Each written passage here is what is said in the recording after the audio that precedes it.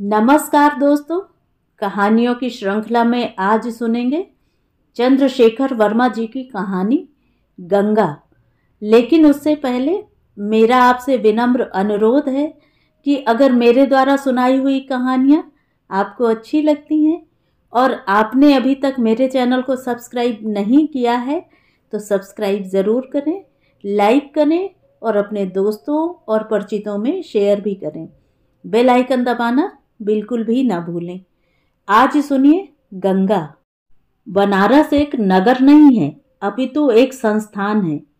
कई वर्षों से यहाँ आ रहा हूँ और कमाल ये कि हर बार कोई ना कोई सीख, कोई ना कोई पाठ पढ़कर ही लौटा हूँ यहाँ से।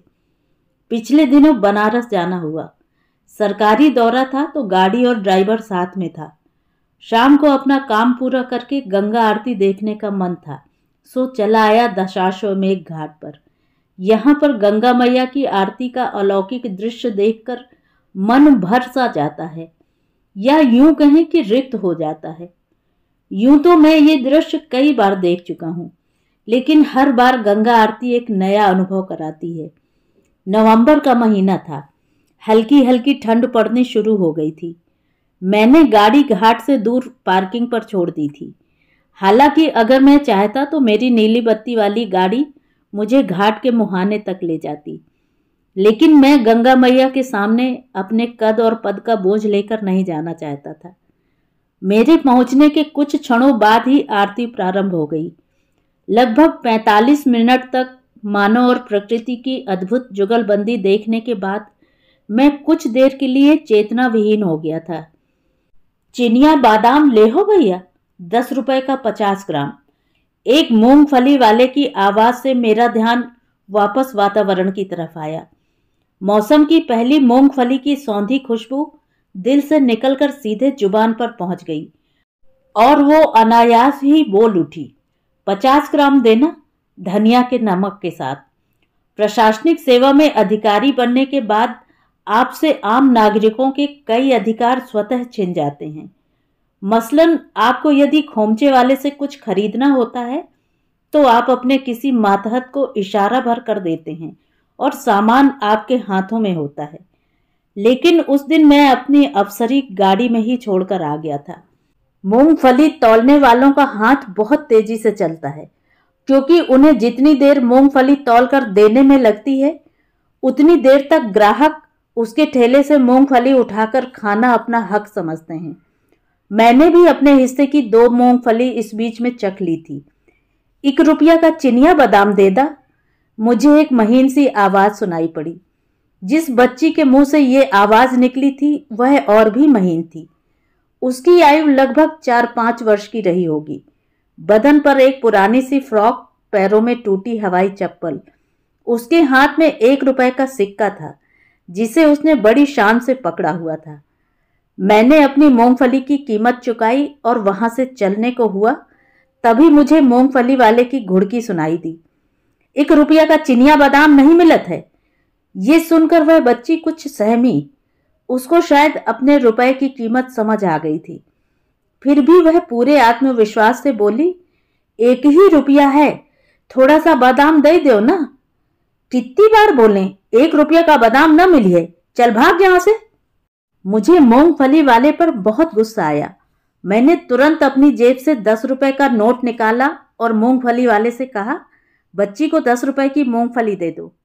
मेरी अपेक्षा के विपरीत मेरे पैसे देने की बात सुनकर बच्ची को कुछ अच्छा नहीं लगा और वो बिना मूंगफली लिए ही वहां से जाने लगी।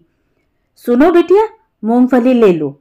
मैंने उसकी तरफ मुस्कुराकर देखा और उसके सर पर प्यार से हाथ फेरा। उसने या तो मेरे स्पर्श में अपनत्व देखा या मेरी आवाज में विश्वसनीयता। जो भी हो, उसने मूंगफली का पैकेट पकड़ा और एक ही क्षण में वो उड़नछू हो गई। हमें अपनी जिंदगी में मांगने और छीनने की इतनी आदत पड़ चुकी है कि हमें एक छोटा सा पुण्य करने का भी अभिमान होने लगता है। उस बच्ची पर मात्र 10 रुपए का खर्च भी मेरे अंदर एक महानता का भाव ले आया था। मैं उसी भाव को लिए गंगा जी के सामने एक बेंच पर बैठ गया। कहां अपना सर्वस्व निछावर कर करोड़ों लोगों को जीवन दान देती हुई गंगा मैया और कहाँ 10 रुपए के दान से प्रफुल्लित होने वाला मैं, और उस पर भी मेरी हिम्मत देखिए कि मैं गंगा जी के सामने आकर बैठ गया था। जूता साफ कर दूं साहब? 7-8 वर्ष का एक बालक एक कपड़ा लेकर मेरे सामने खड़ा था। दशाश्वमेध घाट पर जहां एक तरफ मंदिरों की भव्यता, संगीत और चारों तरफ फैली रोशनी विलासिता का परिचय दे रही थी, वहीं दूसरी तरफ गरीबी भी बार बार मुझसे रूबरू हो रही थी। मेरे जूतों को पॉलिश की खास आवश्यकता नहीं थी। नहीं, रहने दो, मैंने उस लड़के से कहा। करा लो ना साहब, अच्छे से चमका देंगे, वो लड़का गिड़गिड़ा कर बोला। अब मेरी जेब में पड़ा हुआ एक 20 का नोट कुलबुलाने लगा। मेरे सामने पुण्य कमाने का एक और अवसर आ गया था। चलो कर दो, मैंने जूते उतारकर उसकी तरफ कर दिए। लड़के ने अपने कंधे पर पड़े हुए कपड़े से मेरे जूते साफ करने शुरू किए। उसके पास कोई पॉलिश या ब्रश नहीं था, लेकिन तब भी जितना एक कपड़े से संभव था, उससे अधिक चमक मेरे जूतों में आ गई थी। कितना पैसा हुआ? मैंने पूछा। हालांकि मैं उसको कम से कम 20 रुपए देने का मन बना चुका था। होते तो 10 रुपए हैं, लेकिन उसने अपना वाक्य पूरा नहीं किया।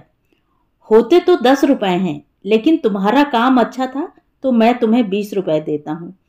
यह कहकर मैंने 20 का एक नोट लड़के की तरफ बढ़ाया। उस समय मुझे कोई और नहीं देख रहा था, सो मैं अपनी ही नजरों में स्वयं को ऊंचा उठा रहा था।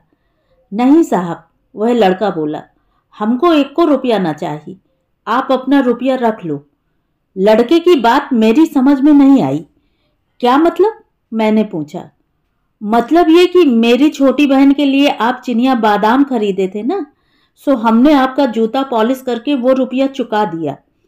तभी उसकी बहन आई और अपने भाई का हाथ पकड़कर उसको ले गई। उस छोटी बच्ची के हाथ में मेरे द्वारा खरीदा मूंगफली का पैकेट था, जो अभी तक खोला नहीं गया था। शायद वो इस इंतजार में थी कि पहले मूंगफली की कीमत चुक जाए। गंगा मैया ने मुझे आज भी निराश नहीं किया था। जिंदगी का एक बड़ा सबक लेकर मैं अपनी गाड़ी की ओर चल दिया। तो ये थी कहानी। कहानी आपको कैसी लगी? कमेंट करके ज़रूर बताएं।